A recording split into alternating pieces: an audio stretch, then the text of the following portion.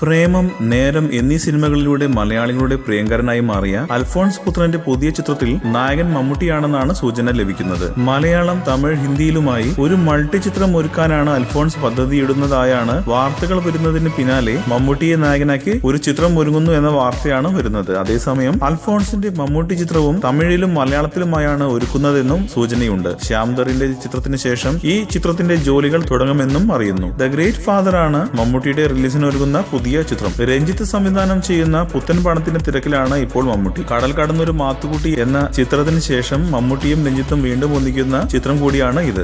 കൂടുതൽ സിനിമാ വാർത്തകൾക്കും വിശേഷങ്ങൾക്കും ഇപ്പോൾ തന്നെ സബ്സ്ക്രൈബ് ചെയ്യൂ മലയാളം ക്രിയേഷൻസ്.